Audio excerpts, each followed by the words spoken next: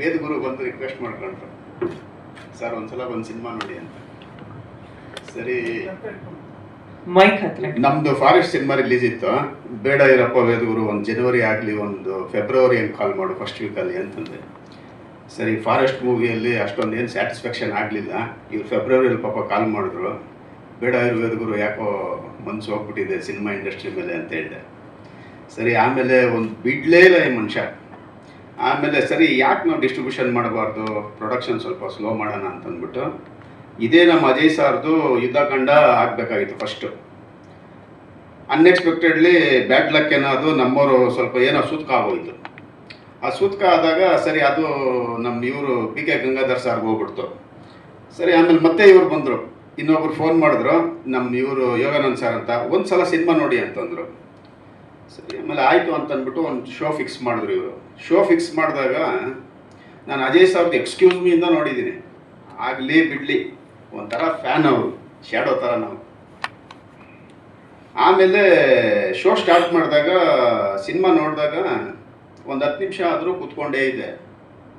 Sir ಬನ್ನಿ sir ಹೋಗೋಣ ಕಾಫಿಗೆ ಅಂದರು. ಯಾಕಪ್ಪ ಅಂತಂದ್ರೆ ಮುಗ್ದೋಯ್ತು ಸರ್ ಸಿನಿಮಾ ಅಂತಂದರು. ಟು ಬಿ ಫ್ರ್ಯಾಂಕ್, ಒಂಥರ ಡಿಫ್ರೆಂಟಾಗಿ ಒಂಥರ ಮನಸ್ಸು ಅಷ್ಟು ಇಷ್ಟ ಆಗ್ತಿತ್ತು ಸಿನಿಮಾ ಮೇಲೆ.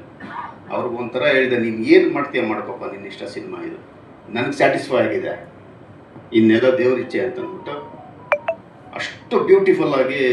ಆಮೇಲೆ ಇನ್ನೊಂದು ಅಂತಂದರೆ, ನಾನು ಯಾವ ಮೂವಿಯಲ್ಲೂ ನೋಡಿಲ್ಲ ಅಜಯ್ ಸರ್ ಆ್ಯಕ್ಟಿಂಗು. ಆ ಲುಕ್ಕು, ಆ ಒಂದು ಫೀಲು, ಮೈ ಗೂಸ್ ಬಂಪ್ಸ್ ಬಂದ್ಬಿಡೋದು. ಅಲ್ಲಲ್ಲ, ಒಂಥರ ನಾನು ನೋಡೇ ಇಲ್ಲ ಬಿಡಿ ಅವ್ರನ್ನ. ಆ ಆ್ಯಕ್ಟಿಂಗು ಯಾವ ಮೂವಿಯಲ್ಲೂ ನೋಡಿಲ್ಲ. ಅವ್ರದ್ದೆಲ್ಲ ನೋಡಿದ್ದೀನಿ, ತಾಯಿಗೆ ತಕ್ಕೋ, ಲಾಸ್ಟ್ ಯುದ್ಧಕಾಂಡ ಆಗ್ಬೋದು, ಎಲ್ಲವರು ಎಲ್ಲ ಮೂವಿ ನೋಡಿದ್ದೀನಿ ಅವ್ರದ್ದು. ಇವರು ಹೆಂಗೆ ಅಂತಂದರೆ, ಆತ ಏನೂ ಮಾತಾಡಲಿಲ್ಲ. ಅವ್ರ ಹಿಂದೆ ಇದ್ದ ಒಬ್ಬ ಹುಡುಗ, ಸಾರ್ ನಾವು ಎಷ್ಟು ಕಷ್ಟ ಬಿದ್ದು ತೆಗ್ಸಿದ್ದೀರಿ ಗೊತ್ತಾ ಸಾರ್ ಹತ್ರ ಆ್ಯಕ್ಟಿಂಗ್, ಎಲ್ಲರೂ ಹಿಂಗೆ ತೆಗ್ಸ್ರಪ್ಪ ಅಂತಂದ್ರೆ. ಅಲ್ಲಲ್ಲ, ಅವ್ರು ನಾನು ಹೇಳೋದು, ಡೈರೆಕ್ಟ್ರು ಮಾತಾಡಲಿಲ್ಲ, ಯಾರೋ ಹಿಂದೆ ಇರೋರು ಅಂತಂದ, ಹಂಗೆ ತೆಗ್ಸಿದ್ದೀರಿ ಸಾರ್ ಕಷ್ಟ ಬಿದ್ದಿ ಅಂತಂದ. ಇದ್ರೆ ತಾನೇ ತೆಗ್ಸೋಕ್ಕಾಗೋದು, ಇಲ್ಲಾಂದ್ರೆ ಎಲ್ಲಿಂದ ತೆಗ್ಸ್ತಾರೆ ಸರ್. ನಿಜವಾಗ್ಲೂ ಎಕ್ಸ್ಟ್ರಾರ್ಡಿನರಿ, ಒಂಥರ ಗೂಸ್ ಬಂಪ್ಸ್ ಬಂದ್ಬಿಡ್ತು ಮೂವಿ ಅದು. ಇನ್ನೆಲ್ಲ ನಮ್ದೇನಿಲ್ಲ, ದಯವೇಚ್ಛೆ ಜನ ನೋಡಿ ಒಪ್ಕೊಬೇಕಿಲ್ಲ. ಆಗಲಿ, ಅವ್ರು ಇನ್ನೂ ಏನೇನು ಮಾಡ್ತಾರ ಮಾಡಲಿ, ಸಪೋರ್ಟ್ ಮಾಡ್ತೀವಿ. ನೋಡಿದಷ್ಟೇ ಅವ್ರನ್ನ, ಬೇರೆ ಇನ್ಯಾವುದು ನೋಡಿಲ್ಲ ನಾನು.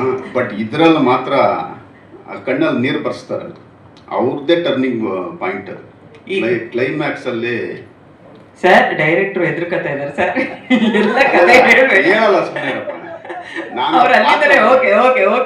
ಒಂಥರ ಟರ್ನಿಂಗ್ ಪಾಯಿಂಟ್ ಮೇಡಮ್ದು. ಆ ಹೀರೋ ಕ್ಯಾರೆಕ್ಟರ್ಗೂ ಅಷ್ಟೇ, ಡೈರೆಕ್ಟ್ರಿಗೂ ಅಷ್ಟೇ ಕಣ್ಣಲ್ಲಿ ನೀರು ಬರ್ತದೆ. ಆ ಸೀನ್ ಮಾತ್ರ ಸೀರಿಯಸ್ ಮಾಡಿದ್ದಾರೆ, ಬಟ್ ನಾನು ನೋಡಲಿಲ್ಲ. ನಿಜ ಹೇಳಿದ್ರೆ ಒಳ್ಳೇದಲ್ಲ.